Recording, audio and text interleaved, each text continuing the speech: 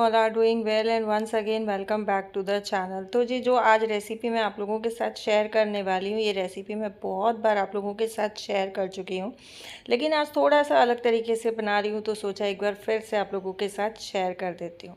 यहाँ मैं बना रही हूँ सांभर। तो सांभर के लिए आज मैं दाल और सब्जियाँ एक साथ ही बॉईल करूँगी और मसाले भी मैंने साथ ही ऐड कर दिए हैं। हल्दी, नमक, कश्मीरी लाल मिर्च, धनिया पाउडर, सांभर मसाला और थोड़ा सा पानी इसमें ऐड करके, मैंने बहुत ज़्यादा नहीं डाला है, सब्जियों के जस्ट ऊपर एक लेयर आई है उतना पानी डाल के बॉईल होने के लिए रख दिया है। सुबह जब हम लोगों को बहुत जल्दी होती है या हमारे पास बहुत कम टाइम होता है और मन कर रहा है कि सांभर इडली खाया जाए या सांभर डोसा खाया जाए, तो ये बहुत ही एक परफेक्ट आइडिया है सांभर बनाने के लिए और बहुत अच्छी रेसिपी बन के रेडी होती है। अच्छा, बहुत बार ना कई बहनों के कमेंट्स आते हैं कि दीदी हमारे पास सिलिकॉन ब्रश नहीं है, तो हम हाथ से ही जो है इडली स्टैंड को ग्रीस करते हैं लेकिन पूरे हाथ चिकने हो जाते हैं। तो उसके लिए हम छोटा सा कॉटन का टुकड़ा लेके उससे बहुत इजीली जो है इडली स्टैंड को ग्रीस कर सकते हैं। बहुत अच्छे से हो जाता है। आज मैंने आपको दिखाने के लिए कॉटन से ही अपने इडली स्टैंड को ग्रीस किया है। इडली बनाते टाइम बहुत छोटी छोटी चीज़ों का हमें ध्यान रखना होता है कि हमें जो इडली स्टैंड है उसके सांचों को पूरा ऊपर तक नहीं भरना है, हल्का सा खाली छोड़ देना है ताकि इडली हमारी स्टीम होगी तो अच्छे से उसको स्टीम होने के लिए जगह मिले। अच्छा, साथ साथ जब तक आप इडली स्टैंड को फिल कर रहे हैं तब तक आप पानी बॉईल होना रख दें। जब तक आप इडली स्टैंड को ग्रीस करके उसमें अच्छे से अपना बैटर फिल करेंगे तो पानी आपका बॉईल हो जाएगा और इडली जो है साथ साथ आपकी बन जाएंगी। अच्छा, इडली निकालते टाइम भी कुछ एक छोटी छोटी बातें ऐसी हैं जो हमें ध्यान रखनी चाहिए। जैसे कि इडली को हमें कभी भी गरम गरम स्टैंड में से नहीं निकालना चाहिए। आप अगर गरम इडलियों को डीमोल्ड करते हो तो ये स्टैंड में चिपकी रहती है।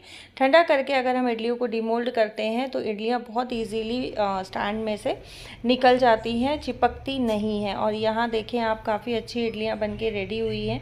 और मैं यही करती हूँ कि बच्चे उठने से पहले जो है इडलियाँ बना के रख लेती हूँ, क्योंकि सांभर गर्म होता है तो इजीली खाई जाती हैं। और इडली बनने में टाइम लगता है तो बस वो टाइम थोड़ा सा सेव करने के चक्कर में मैं एडवांस में बना के रखती हूँ। आप भी ये ट्रिक जो है फॉलो कर सकते हैं, काफ़ी यूज़फुल रहती है, टाइम सेविंग ट्रिक है। यहाँ जो है सब्जियाँ मेरी अच्छे से बॉईल हो गई थी, मैंने उनको मैश कर लिया है। आप अपने टेस्ट के अकॉर्डिंग सब्जियों को रख सकते हैं। छौंक बनाने लगी तो सरसों के तेल ने आग पकड़ ली। गैस भी बंद की, बहुत कोशिश की लेकिन ये आग नहीं बुझी, किसी तरीके से कंट्रोल में नहीं आई। मैं बार बार कोशिश कर रही थी कि गैस से दूर ले जाके करूं, हो सकता है गैस में हीट है इस वजह से आग नहीं बुझ रही है। मैंने हाथ से भी बुझाने की कोशिश की। एक बार को मैंने सोचा पानी डाल दूं, फिर मैंने सोचा नहीं, ऐसा ना हो कि तेल उछट के पूरा मेरे ऊपर आ जाए। और ये जलने से, तेल से तो मेरा बहुत क्लोज रिलेशन है। आप लोगों ने देखा, मैं बार बार ये इस तरीके के मेरे साथ काम हो जाते हैं। खैर, मैंने उसको साइड में रख के दूसरे फ्राइंग पैन में जो है तड़का पैन में तड़का बना लिया है। राई, लाल मिर्च और कड़ी पत्ता। इसमें आप चाहें तो हरी मिर्ची भी डाल सकते हैं और इस टाइम पे इसमें सांभर मसाला और लाल मिर्च, कश्मीरी लाल मिर्च ऐड कर सकते हैं, बट मैंने नहीं किया है। लास्ट में मैं इसमें ऐड कर रही हूँ इमली का पानी, जो कि इमली मैंने भिगो के रखी हुई थी। आप जब सब्जियां हमारी हम बॉईल होने के लिए रखते हैं उस टाइम पे भी इमली का पानी ऐड कर सकते हैं, बट लास्ट में इमली का पानी ऐड करने से इसमें एक बहुत अच्छा टैंगी फ्लेवर आता है। तो जी बच्चों का ब्रेकफास्ट और लंच मैंने करके रख दिया है रेडी, और साथ साथ मैं अपने बाकी के काम निपटा रही हूँ। सबसे पहले मैं झाड़ू लगा लूँगी सारे घर में। अच्छा, मैंने अपने डेली रूटीन के कामों में ना बहुत सारे चेंजेस लेके आए हैं, जो कि आप लोगों को आने वाले ब्लॉग्स में धीरे धीरे देखने को मिलेंगे। बहुत सारी आदतें ऐसी हैं जो कि मैंने जो काम मैं सुबह उठते ही करती थी उनको मैंने थोड़ा डिले करके करना शुरू कर दिया है। बहुत सारी आदतें, बहुत सारे काम ऐसे हैं जो मैंने अपने डेली रूटीन से बिल्कुल निकाल दिए हैं। बहुत सारे काम ऐसे हैं जो मैंने अपने डेली रूटीन में, और बहुत सारी आदतें ऐसी हैं जो डेली रूटीन में मैंने ऐड की हैं। होप कि ये सारे ही चेंजेस जो मैंने अपने डेली रूटीन में, अपनी लाइफ में किए हैं, ये आप लोगों के लिए भी एक नया एक्सपीरियंस होगा और आप लोगों के लिए भी उम्मीद करती हूँ कि यूज़फुल रहें जो भी चेंजेस मैंने लेके आए हैं। अच्छा, ये सब चेंजेस लाने का ना एक रीज़न था। सबसे बड़ा रीज़न है कि मैं अपने आप को बिज़ी रखना चाह रही थी और इस टाइम पे मुझे अपने आप को बिज़ी रखना बहुत ज़रूरी है। यहाँ बच्चों को स्कूल से छोड़ के आने के बाद मुझे ये हुआ कि मैं बालकनी क्लीन कर देती हूँ, क्योंकि मशीन के पीछे बहुत सारी मिट्टी जमी हुई है। लेकिन जैसे ही मैंने मशीन हटाई, जो बालकनी में ये वॉश बेसिन था ये गिर के और टूट गया।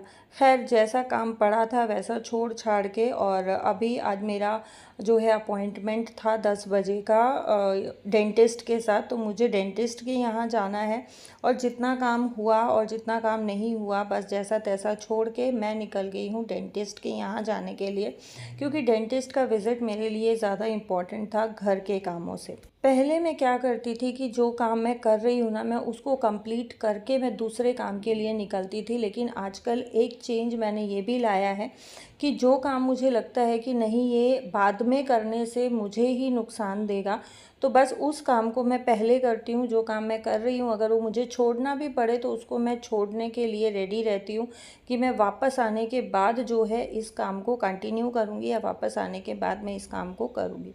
और मेरी लाइफ में इतने सारे ये जो मैंने चेंजेस लेके आए हैं पिछले 2 महीने में, ये लाने का एक बहुत बड़ा रीज़न है। क्योंकि हम लोग क्या करते हैं ना, ह्यूमन नेचर है कि आपके आसपास के लोग हैं, आपके जो बहुत क्लोज हैं, बहुत नियर हैं, उन लोगों से आप बहुत सारी एक्सपेक्टेशंस लगा के रखते हो। लेकिन ज़िंदगी आपको कभी ना कभी किसी ना किसी मोड़ पे एक ऐसा ज़ोरदार खींच के तमाचा मारती है, खींच के थप्पड़ मारती है कि आपकी वो सारी एक्सपेक्टेशंस हवा हो जाती हैं। तो बस कुछ मेरे साथ भी इसी तरीके के हालात हुए हैं। तो फ़िलहाल मैंने किसी से भी कोई भी एक्सपेक्टेशंस रखना बंद कर दिया है। मेरा बस ये रहता है कि नहीं, जो कुछ है मुझे हैंडल करना है, जो कुछ है मुझे खुद से करना है, मुझे किसी से कोई उम्मीद नहीं रखनी है। यहाँ डेंटिस्ट के यहाँ से आने के बाद जो है मैंने अपना बाकी का जो भी मेरा काम सुबह का बचा हुआ था वो सब ख़त्म किया। दोबारा से मैंने नहा के सिर धोया, क्योंकि मैं कभी भी अगर हॉस्पिटल से डेंटिस्ट के यहाँ से आती हूँ तो नहा के सिर ज़रूर धोती हूँ। आते टाइम हम लोग लेके आए थे कुछ सब्जियाँ, तो बस मुझे ये हुआ कि बच्चों के आने में अभी टाइम बचा है, बच्चे आएंगे तब तक जो है मैं इन सब्जियों को भी इनके जो बॉक्सेस हैं उसमें लगा के और फ्रिज में रख देती हूँ। क्योंकि बाद में ना फिर क्या होता है कि आजकल गर्मी बहुत ज़्यादा हो रही है, जब बारिश होती है तो मौसम ठंडा हो जाता है, बारिश होने के बाद एकदम ह्यूमिडिटी हो जाती है बहुत, जिसको बोलते हैं ना घोट हो जाती है मौसम में। तो उस टाइम पे काम करना बहुत मुश्किल होता है। और अगर आप काम कर रहे हो कंटिन्यूएशन में, आप कितना भी काम कर लो, वो बोलते हैं ना कि गर्म खून है और ताते लहू, तो कितना भी काम करवा लो तो वो हो जाता है। यहाँ जो है टमाटर मैं इकट्ठे ही ले आती हूँ, क्योंकि कहीं से भी कोई पॉसिबिलिटी नज़र नहीं आ रही है कि अभी फ़िलहाल जो है टमाटर सस्ते होंगे। तो बार बार मार्केट जाने की बजाय मैं एक साथ ले आती हूँ। और ये मैंने अलग अलग बॉक्सेस में रखे हैं, हाइब्रिड अलग रखे हैं और देसी टमाटर अलग रखे हैं, क्योंकि मेरे बच्चे टमाटर खाते हैं और देसी टमाटर बच्चों को देने से बच्चों का गला ख़राब होने की पॉसिबिलिटीज़ रहती हैं। तो उनके लिए मैं सैलेड के लिए हाइब्रिड लेके आती हूँ, जो कि मैंने अलग बॉक्स में रखे हैं, ताकि बच्चों को भी पहचान रहे कि कौन से टमाटर खाने के हैं और कौन से टमाटर सब्ज़ी में यूज़ करने के लिए। और साथ ही मैं लेके आई हूँ गवारफली। आपने शायद गवारफली पहली बार मेरी सब्जियों में देखी होगी। मेरे बच्चों को कुछ खास पसंद नहीं है, इसलिए मैं कम लेके आती हूँ, लेकिन मुझे बहुत ज़्यादा अच्छी लगती है, बहुत टेस्टी लगती है, तो कभी कभार चल जाता है। और मेरे घर में हरी सब्ज़ी ज़्यादा आती है, क्योंकि मेरे बच्चे हरी सब्ज़ी ज़्यादा खाते हैं। यहाँ गोभी लेके आई थी, तो गोभी का भी बस मुझे ये हुआ कि मैं इसको ना छोटा छोटा काट के और जो मेरे वेजिटेबल बॉक्स हैं इनमें डाल के फ्रिज में रख देती हूँ। क्योंकि मॉर्निंग में जब आप खाना बनाते हो ना, तो बहुत इजी और कन्वीनियंट हो जाता है अगर सब्ज़ी कटी कटाई रखी है, क्योंकि काटने में बहुत सारा टाइम जाता है। कुछ सब्ज़ी ऐसी होती है जिसको मैं एज इट इज़ भी रख देती हूँ, कुछ सब्ज़ियाँ ऐसी होती है जिनको मैं काट के अगर रखूँ तो उनके न्यूट्रिशंस ख़त्म नहीं होते हैं या सब्ज़ी ख़राब नहीं होती है।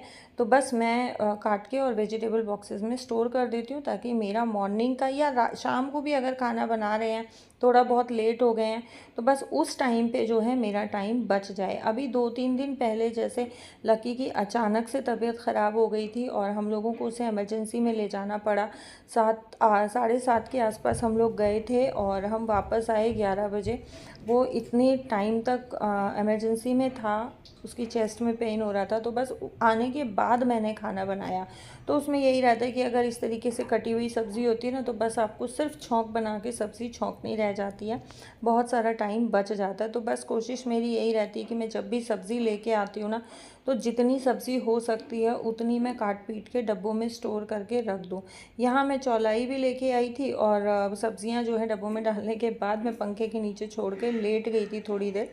तो अब हो गया है ये शाम 4:30-5 बजे के आसपास का टाइम। ये टाइम भी अप्रॉक्स मेरा आधा पौना घंटा फ्री रहता है।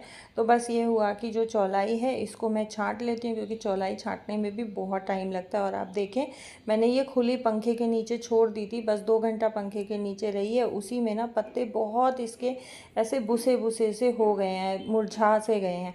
तो पत्ते जब मुरझा जाते हैं ना हरी सब्ज़ी के, तो उस टाइम पे काटने में बड़ी दिक्कत होती है। और लिटरली मुझे ये आप देखें चौलाई काटने में ना बड़ी दिक्कत हो रही थी, क्योंकि इसके पत्ते मुरझा गए थे। मैंने ये बहुत बड़ी गलती कर दी कि पंखे के नीचे मैंने इसको खुला छोड़ दिया। मुझे ये था पॉलीथीन में रखने से ऐसा ना हो कि इसमें मॉइस्चर बन के और पत्ते गल जाएं, क्योंकि बारिश का मौसम है।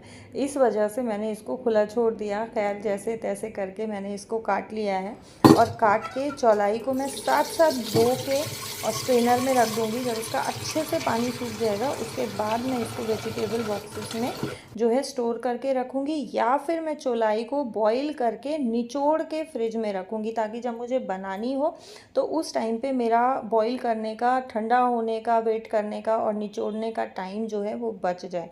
तो जो पत्तेदार सब्जियां होती हैं उनको मैं इसी तरीके से स्टोर करके रखती हूँ।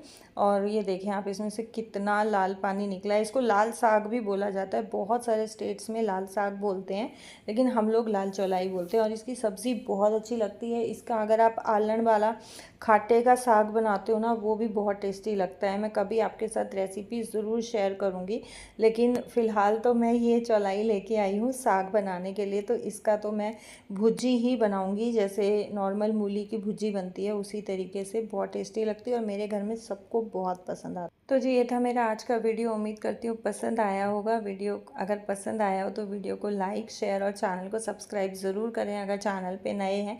Thank you so much for watching.